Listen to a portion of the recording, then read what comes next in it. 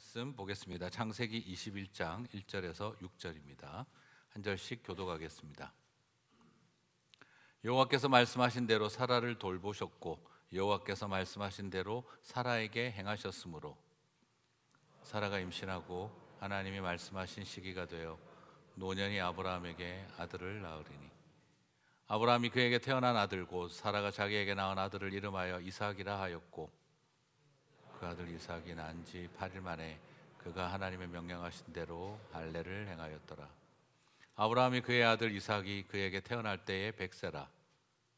사라가 이르되 하나님이 나를 웃게 하시니 듣는 자가 다 나와 함께 웃으리로다.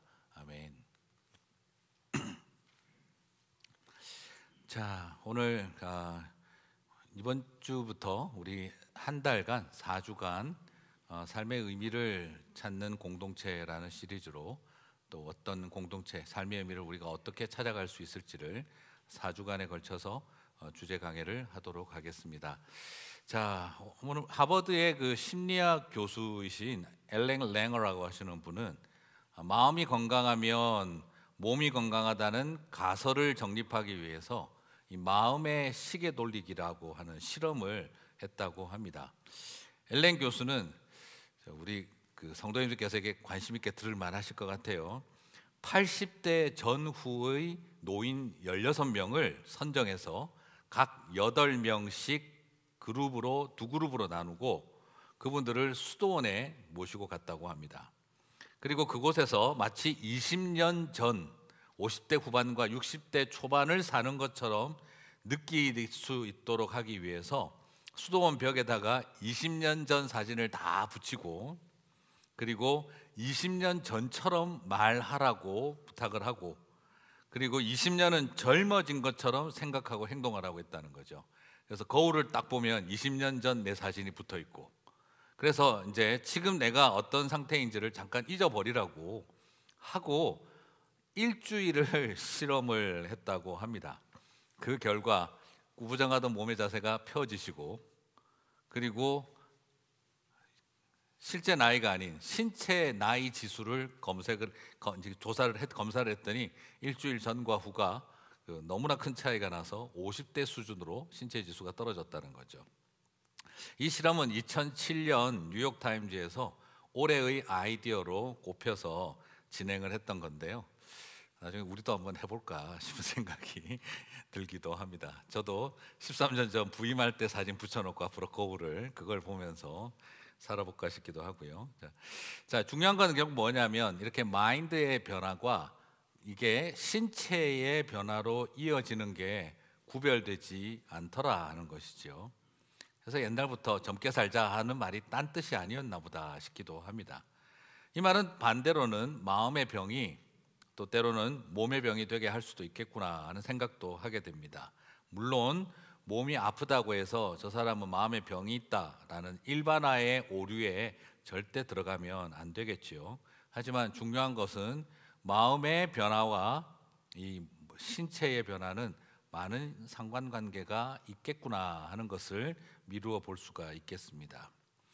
자, 그래서 제가 저희 어르신들이나 가정에 신방 갈 때 많이 쓰는 본문인데 잠언 17장 22절 말씀에 보면 성경에도 그런 비슷한 표현이 있는 것 같아요. 같이 읽겠습니다. 마음의 즐거움은 양약이라도 심령의 근심은 뼈를 마르게 하느니라. 여기에서 보시면 good medicine, 양약이라고 할 수 있는 good medicine은 다른 어떤 것이 아니라 merry heart, 메리 크리스마스 할 때 쓰는 그 merry heart가 바로 good medicine이다 라는 걸 보여주고 있습니다. 내 마음의 기쁨이 회복되는 것이 그게 내 인생의 good medicine이라는 거죠. 그런데 심령의 근심을 갖고 있으면 그게 살 빠지게 한다가 아니라 뼈를 마르게 한다라고 표현을 하고 있어요. 내 마음의 근심과 미움과 분노와 원망과 염려가 쌓이기 시작하면 뼈가 마른다는 거죠. 사랑하는 성도 여러분, 그러므로 오늘 우리 안에 중요한 회복은 바로 내 안에 메리 하트가 회복되는 일입니다. 그러면 이 마음의 즐거움이 회복되려면 또 어떻게 해야 될까요? 잠언 16장 24절은 또 그걸 보여주고 있어요. 같이 읽겠습니다. 선한 말은 꿀송이 같아서 마음에 달고 뼈에 양약이 되느니라. 자, 여기에서는 이제 그 pleasant words, 선한 말이라는 것이 사람을 기쁘게 하고 사람에게 감격과 그리고 행복함을 주는 언어들이라는 거죠.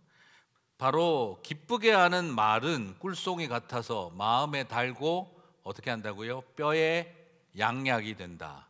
내 뼈에 good medicine, 나에게 양약이 된다는 겁니다.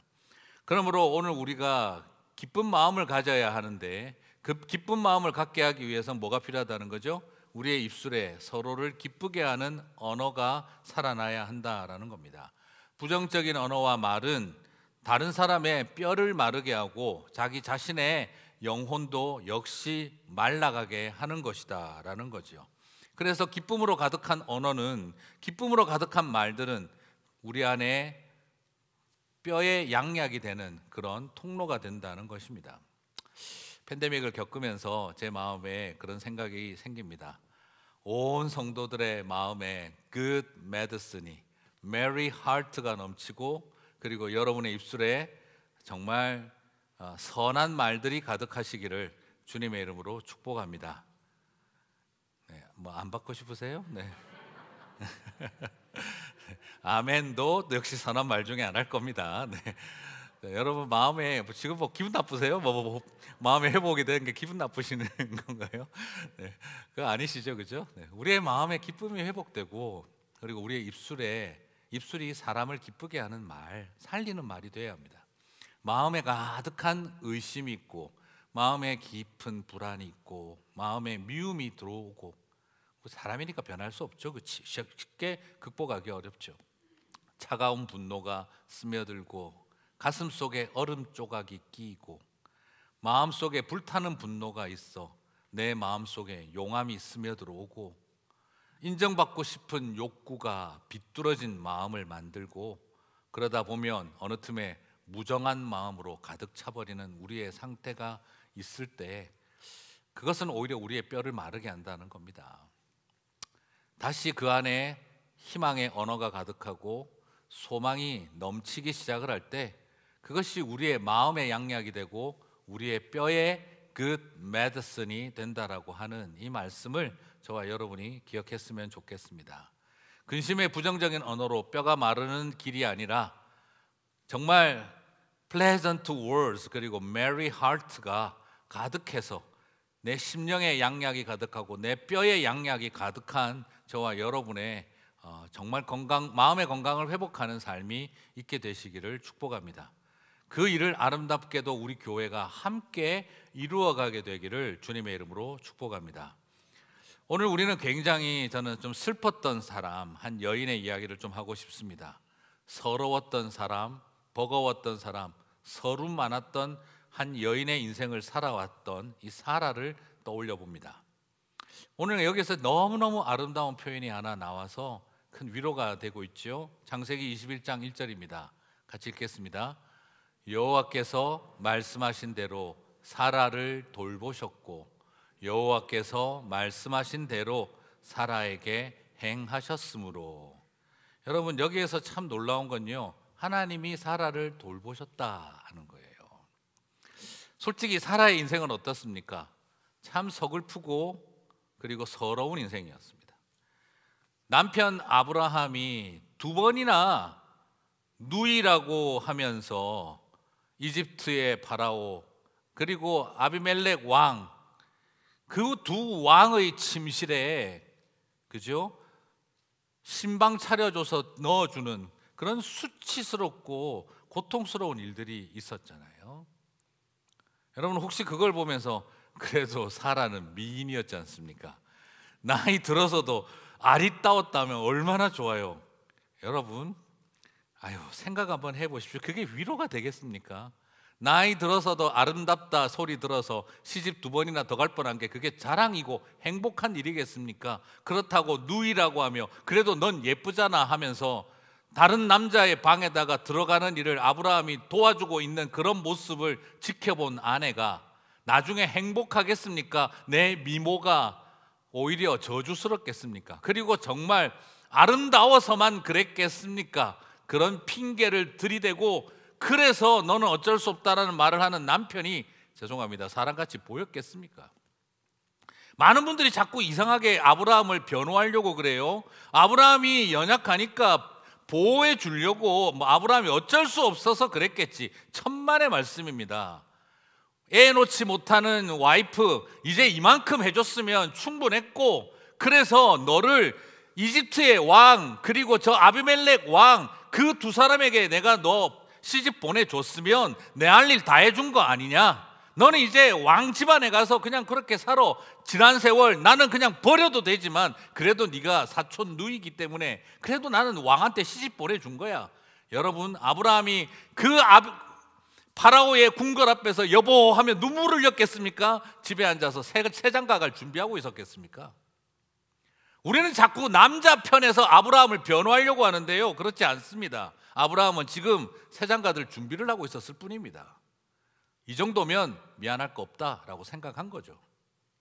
그런 사라는 그렇게 이집트의 왕비 아닌 후궁이 될 자리에 들어가 있었습니다. 사람이 살아가면서 한 번 겪어도 끔찍할 경험, 남편이 나를 다른 사람에게 내어주는 일을 두 번이나 겪었던 사라가 왜 그렇게 빨리 돌아가셨을까? 내가 마음이 이해가 갑니다. 우리 아브라함께서는 100세가 되어 또 결혼해가지고 더 이상 말하지 않겠습니다. 천국 가서 만나야 되니까 참겠습니다.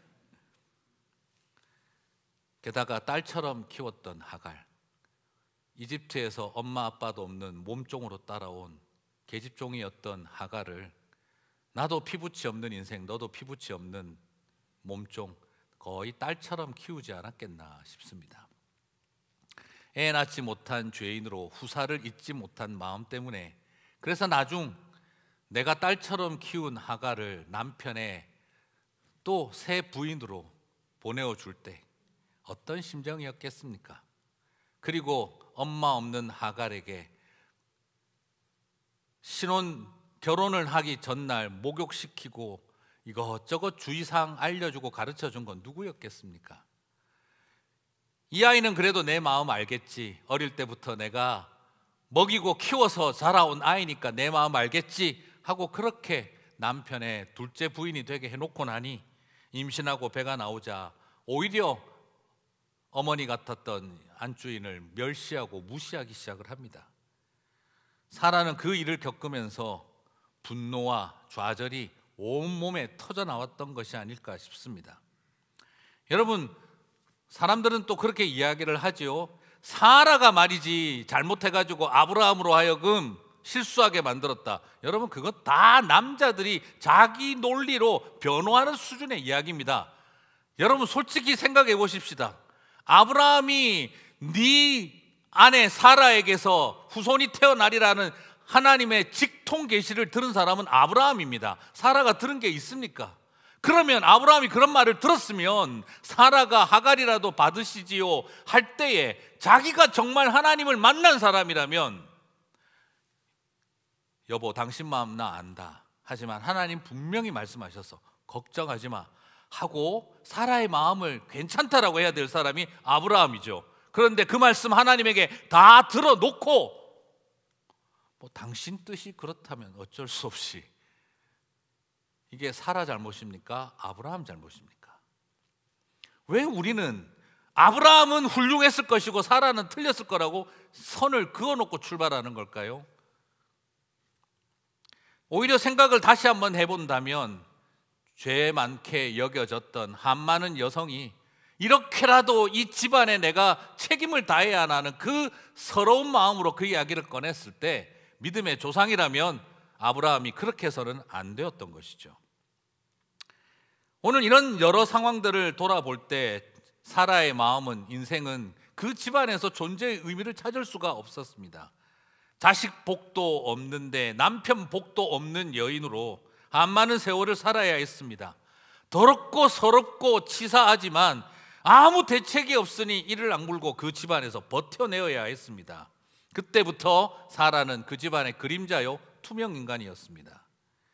그런 남편의 집에서 하갈이랑 희희낙낙하는 것을 보며 이를 악물고 이젠 더 이상 안주인이 아닌 부엌대기처럼 그 집안 안에서 생존해야 했습니다. 내면이 멀쩡할 수가 없습니다. 속이 문드러지고 속이 녹아내릴 지경이었겠다 생각이 됩니다.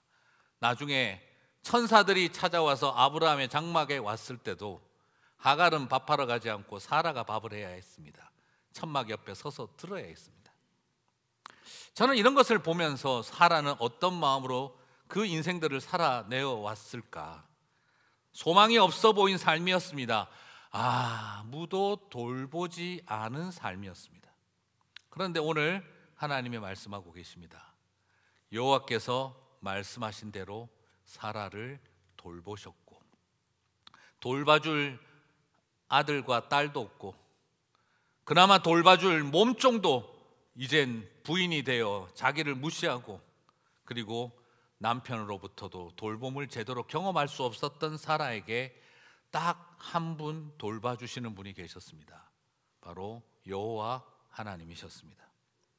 여기에서 돌보셨다라는 이 표현은요, 사전적인 어떤 의미를 갖냐 그러면 총독을 임명하다, 제사장을 임명하다 할 때 쓰는 어떤 사람을 구별하고 엄선하여 높은 직위에 세우다 하는 이 표현입니다. 주로 이 쓰는 표현이 제사장, 총독, 무슨 관직자를 세울 때 쓰는 표현입니다.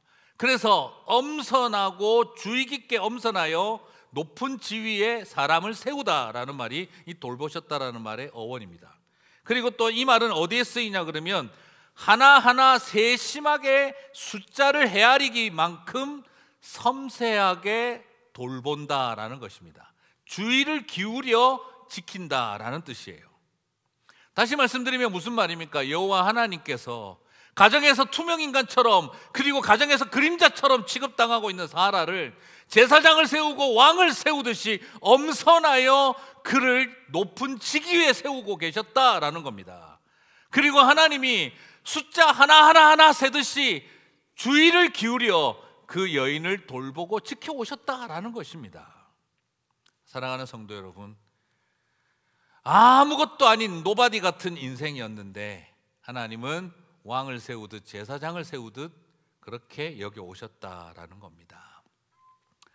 돌봐주시는 주님, 우리에게도 소망인 줄 믿습니다.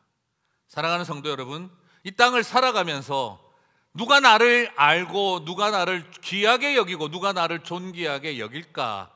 이 세상 가운데 나는 그림자 같고 투명인간 같고 나 같은 사람 사라져도 누가 알까 하는 생각이 드는 때가 있어도 여호와께서 말씀하신 대로 여러분을 돌보시는 줄 믿습니다.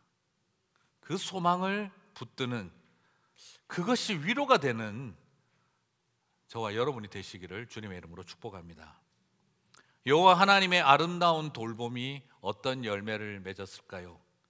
창세기 21장 6절을 보시면 사라가 이르되 하나님이 나를 웃게 하시니 듣는 자가 다 나와 함께 웃으리라 하고 있습니다. 자, 여기에서 하나님이 무엇을 하셨다고요? 하나님이 나를 웃게 하셨다. 나를 돌보신 하나님은 어떤 결과를 만들어내죠? 나로 하여금 웃게 하셨다. 물론 뒤에 나와 함께 웃으리라는 약간 90세에 사라가 아이를 낳았으니 사람들이 약간 웃음거리처럼 되겠다 이런 말로도 볼 수도 있고 여러 해석들이 다를 수 있습니다만, 그러나 여기에서 최소한 한 가지는 하나님이 나를 웃게 하셨다 하는 것입니다. 이런 상황에 있는 사라는 다른 사람들이 그거 갖고 웃어도 상관없는 겁니다. 그런 것에 흔들릴 이유도 없고. 사랑하는 성도 여러분, 돌봄이 어떤 열매를 맺습니까? 슬픈 사라를 웃는 사라가 되게 하였습니다. 저는 하나님의 돌보심으로 슬픈 사라와 같은 우리의 인생이 웃는 사라의 삶이 되게 하실 줄 믿습니다. 그로 인해 다른 사람들이 기뻐 함께 웃게 되든 아니면 그로 인해 다른 사람들이 우리 그 일로 인하여 비아냥거리며 웃든 나는 그런 거 신경 안 쓰게 되는, 왜요? 하나님이 나를 웃게 웃게 만든 인생이니까 그 자리에 있게 되시기를 바랍니다. 슬픈 사라가 웃는 사라가 되게 하시는 것, 그게 바로 여호와 하나님의 돌봄이신 줄 믿습니다. 이처럼 돌봄으로 인한 치유는 우리에게 미소 짓게 하고 우리를 웃게 만드는 일입니다. 사랑하는 성도 여러분, 너무 울지 마시기 바랍니다. 여러분의 삶에 우는 것보다 웃게 하시는 하나님의 돌봄이 넘치시게 되길 주님의 이름으로 축복합니다. 그렇습니다. 누가 웃음은 진지하지 않다, 웃음은 가볍다라고 합니까? 저는 그렇게 생각하지 않아요. 오늘 이 사라의 웃음을 여러분은 가볍다라고 말할 수 있겠습니까? 90세의 불임의 세월, 자식 없는 어미의 서름, 그리고 가정에서 돌봐주는 이 없는 자리에 살아왔던 그 여인의 인생을 생각하면은요, 그 웃음을 누가 가볍다라고 할 수 있겠습니까? 오늘 사라가 웃었습니다.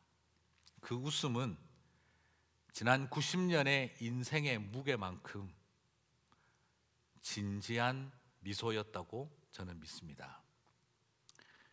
솔직히 그렇지 않겠어요? 평생 사라의 삶에 무슨 의미가 있었겠습니까? 하나님 음성 들었다고 나서는 남편 따라서 가나안 땅까지 왔잖아요. 내가 들었나? 지가 들었지.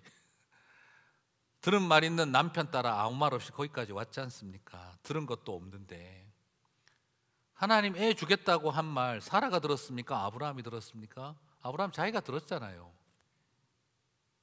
그럼에도 불구하고 이 신혼방 저 신혼방 옮겨 다니며, 더더구나 두 번째는 하나님이 직접 나타나서 사라에게까지 이야기하고 음식 대접 다 받고 그 소돔과 고모라 땅 그때 이야기하셨던 겁니다. 그런데도 또 다른 왕의 신방에 집어넣어 버렸습니다. 그때야말로 하나님이 애 준다고 약속했었을 때인데, 정말 그런 남편. 하지만 하나님은 사라를 돌봤고 그리고 웃게 하셨습니다. 하나님의 돌보심이 90년 무의미한 인생을 유의미한 인생으로 바꿔 놓은 것이죠. 저는 이 역사가 우리 온 성도님들의 가정 안에 넘치시게 되기를 축복합니다.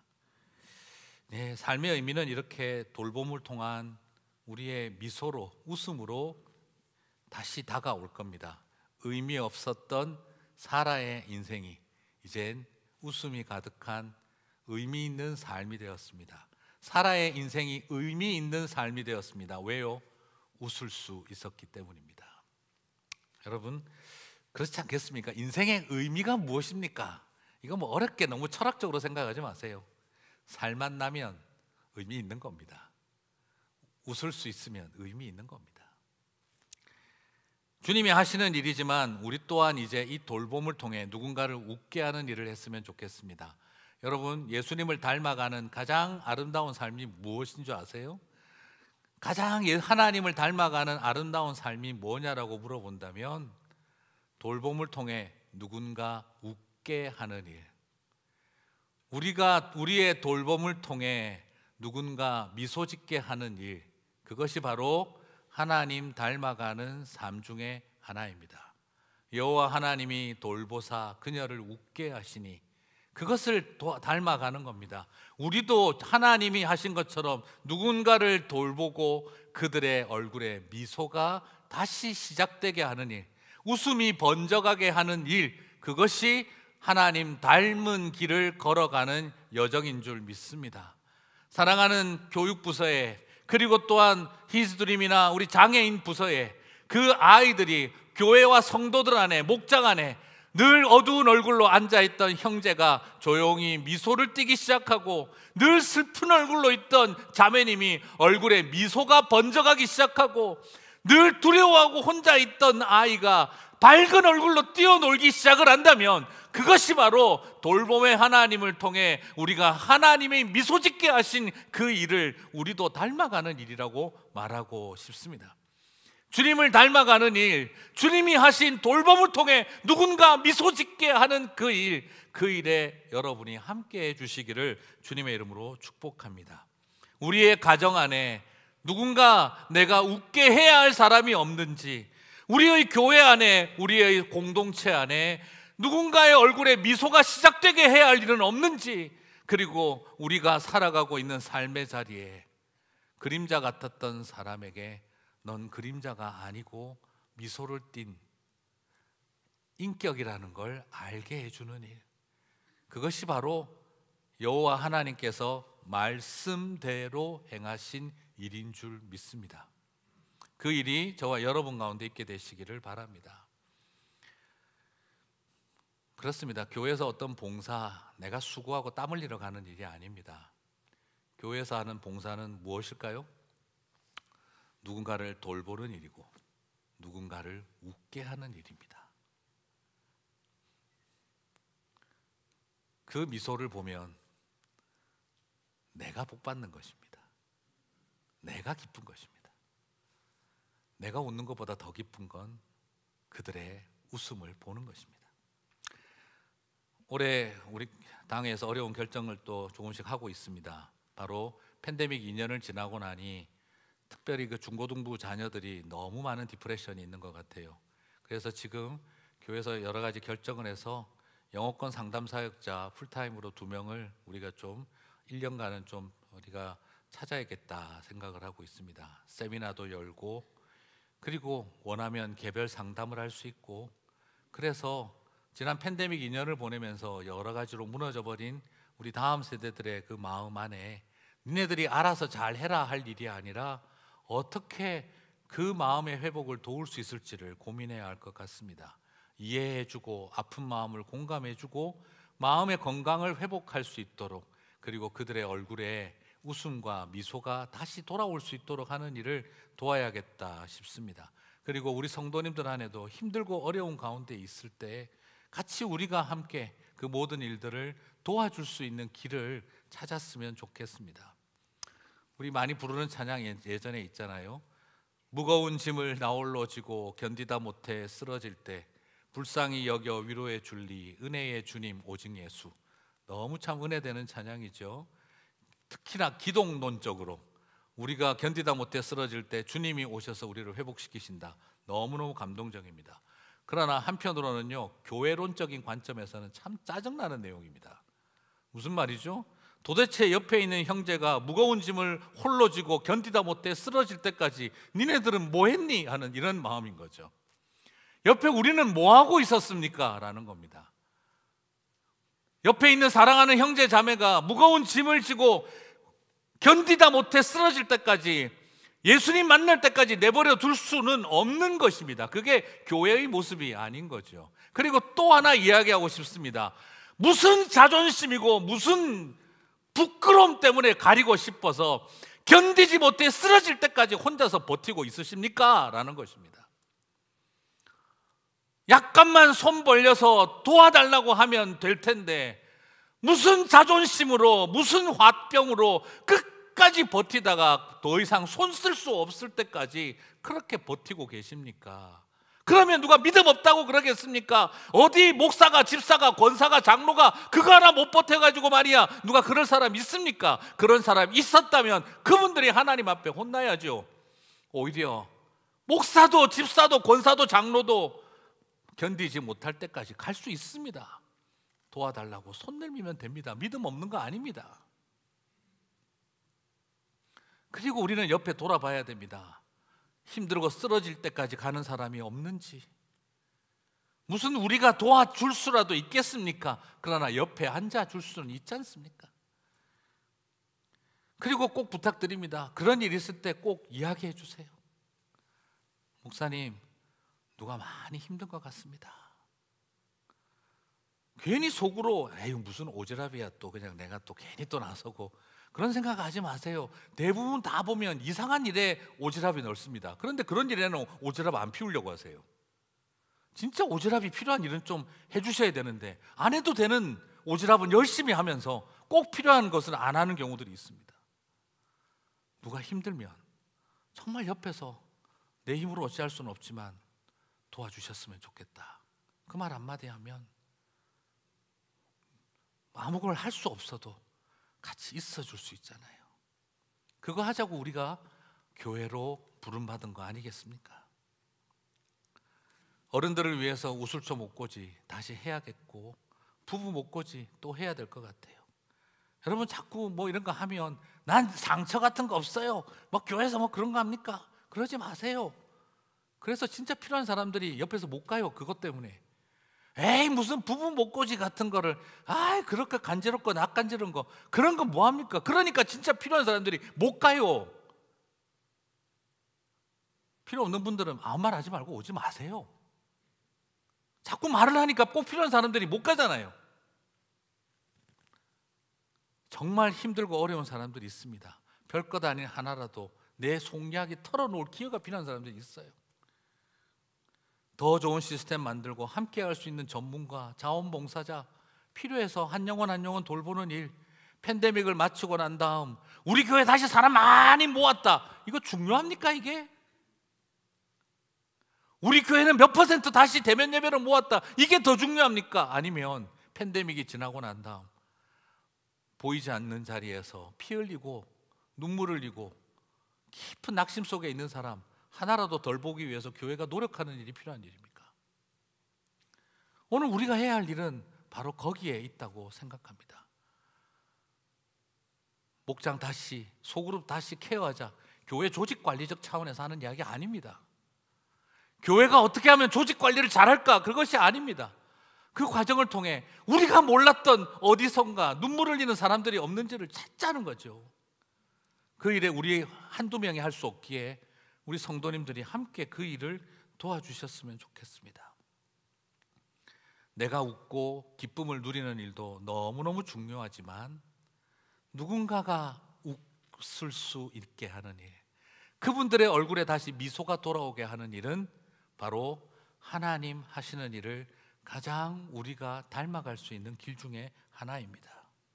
사랑하는 여러분, 슬픈 사라가 웃는 사라가 되게 하는 일, 그 일에 저와 여러분이 함께하게 되시기를 주님의 이름으로 축복합니다. 여러분 예전에 버킷리스트라는 영화 있었잖아요, 그렇죠? 그 영화에 보면 흑인 노동자 출신 역할을 하는 모건 프리먼과 그리고 백인 대부자의 역할을 하는 잭 니콜슨이 말기 암 환자로 둘이가 병원에서 만나는 이야기로 시작이 되죠. 그러면서 두 사람은 여행을 다닙니다. 그러다가 피라미드 앞에서 그 모건 프리먼이 부자 역할을 하고 있는 잭 니콜슨에게 질문을 합니다. 자네는 인생의 기쁨을 찾았는가? 그러자 잭 니콜슨이 Maybe 라고 대답을 합니다. 그러자 두 번째 질문을 던집니다. 자네는 남에게도 인생의 기쁨을 주었는가? 자네는 다른 사람들을 기쁘게 하였는가? 그러자 그는 대답을 하지 못합니다. 어쩌면 첫 번째 질문은 쉽습니다. 내가 인생에서 즐거움, 기쁨을 찾았는가? 뭐 찾았다 해도 못 찾았다 해도 다 내 인생이니까요. 그런데 두 번째 질문은 좀 부담스럽습니다. 당신의 인생이 다른 사람의 인생에 기쁨을 주었는가? 그 질문에 대해서 잭 니콜슨은 그렇게 말하죠. 다른 사람에게 물어보라고. 우리는 그렇게 말할 겁니다. 아내에게 물어봐라, 남편에게 물어봐라, 자녀들에게 물어봐라, 그리고 내 직장 동료에게 물어봐라, 내가 기쁨을 줬는지. 우리는 피하고 싶을 겁니다. 어쩌면 그게 진짜 답이라고 생각해서일지도 모르죠. 그러나 여러분, 진짜 대답은요, 내가 해야 됩니다. 남들이 아니라. 나는 내 인생을 통해 누군가에게 기쁨을 주었는가? 그건 내가 나에게 답을 해야 합니다. 그 대답이 진짜 대답입니다.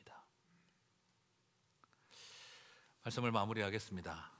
우리 새해가 되면은요, 사실 지난주에 제가 이거 하려고 했다가 이번 주 설교 때문에 참았는데, 우리 새해가 되면 어떻게 인사하세요? 안 하세요? 네. 새해가 되면 어떻게 인사하세요?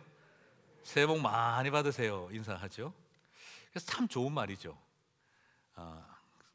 저는 사실 좀 이제 우리가 크리스찬들이 좀 다른 질문도 해봤으면 좋겠어요. 말했으면 좋겠어요. 왜 우리는 늘 복 많이 받았냐고만 묻잖아요. 새해 복 많이 주세요 하고 어떨까요? 새해 복 많이 받았는가? 우리는 받는 것에 관심이 많은데 우리 다시 한번 관심을 가져보자고요. 복을 많이 주셨는지. 하나님이 우리를 부르셨습니다. 복을 받으라고 불러주셨어요. 그러나 정확하게 말하면 복을 주라고, 전해주라고 부르셨습니다. 그러므로 우리는 새해 복 많이 받는 삶도 좋지만 새해 복을 많이 주었는지를 물어야 합니다. 그래서 부탁드리고 싶습니다. 새해 복 많이 주시기 바랍니다. 그리고 또 하나 더 하고 싶은 게 있어요. 새해 복 많이 찾으시기 바랍니다. 왜 그러냐면 자꾸 복을 받고 싶어 하는데 사실은 복은 내 주변에 이미 다 있어요. 문제는 그걸 찾지 못하는 거죠.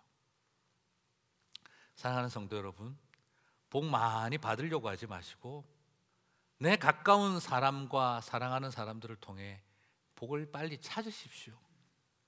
그리고 내 삶에 물어보셔야 됩니다. 나는 복을 많이 주었는가 하는 것입니다. 삶의 의미는 복을 많이 받는 데 있는 게 아니라 가까이 있는 사람들에게서 복을 찾고 그리고 그들에게 복을 줄 때입니다. 내가 웃는 것도 의미 있는 삶이지만 나로 인해 누군가가 웃는 것을 보면 그것보다 더 기쁜 일이 어디 있겠습니까? 내가 준 복으로 누군가가 행복해 한다면 나는 복 없는 사람입니까? 진짜 복을 제대로 받은 사람이겠습니까? 복은 줄 때 넘치는 것입니다. 사랑하는 성도 여러분, 오늘 저와 여러분 안에 돌봄을 통해 미소 짓는 삶, 돌봄을 통해 미소 짓게 하는 삶이 여러분을 가장 의미 있는 복된 삶으로 이끌어 가리라고 믿습니다. 물이 고이면 썩는 것처럼 감정도 고이면 썩습니다. 아무리 깨끗한 물이라도 여러분 모아놓으면요 그건 아무리 깨끗한 물이었었지 계속 깨끗한 물 될 수 없습니다. 난 이 깨끗한 물에 더러운 거 들어오는 거 싫어, 물길 막고. 이 깨끗한 물 나는 보존하고 싶어, 나가는 거 막아버리면은요 아무리 깨끗한 물 모아놔도 그건 결국 썩습니다. 내 마음에 더러운 것 들어오는 거 싫어서 관계 다 끊고 다른 사람 만나는 거 보내는 거 안 하고 혼자 내 순수한 감정을 지키려고 해보십시오. 결국 썩고 냄새 납니다. 그리고 그곳에서 탁해지고 퇴비처럼 열이 나듯 가슴 속에 결국 화병 올라옵니다. 그럴 때 우리의 마음의 순수, 감정의 순수 이런 거 별로 의미 없습니다. 중요한 건 무엇입니까? 고인물 되지 않으려면 깨끗한 물만 있으면 되는 거 아니에요. 물길이 열려야 합니다. 들어오는 것, 더러운 것 들어와도 돼요. 흘러내보내는 거 내보내야 돼요. 그렇게 순환되기 시작하면 물은 맑아지는 것입니다. 마음도 마찬가지입니다. 그래서 마음은 저수지가 아니라 마음의 문이 열려 있어야 하는 겁니다. 마음의 문이 열려 있으면 우리의 마음은 누군가가 들어오고 만나고 때로는 상처받고 실망하고 그리고 좌절할 일도 있지만 그 과정을 순환시켜 나아갈 때 우리의 마음이 깨끗해져 가는 것입니다. 사랑하는 성도 여러분, 여러분의 마음 길을 여시고 여러분의 마음에 문을 닫으시기 바랍니다. 그래서 누군가 출입하게 하고 그리고 그 마음 함께 나누기 시작하면 나누기 시작하는 마음을 통해 우리는 누군가를 미소 짓게 하고 나도 미소 짓게 되리라고 생각합니다. 돌봄의 주님이 사라를 웃게 하신 것처럼 저와 여러분을 웃게 하시기를 축복합니다. 그리고 우리를 통해 돌봄의 주님이 우리를 웃게 하신 것처럼 또 누군가를 웃게 하시는 저와 여러분이 되시기를 바랍니다. 새해 한 해 동안 슬픈 사라가 웃는 사라가 되는 역사가 있는 우리 2022년의 여정이 되고 공동체가 되시길 주님의 이름으로 축복합니다.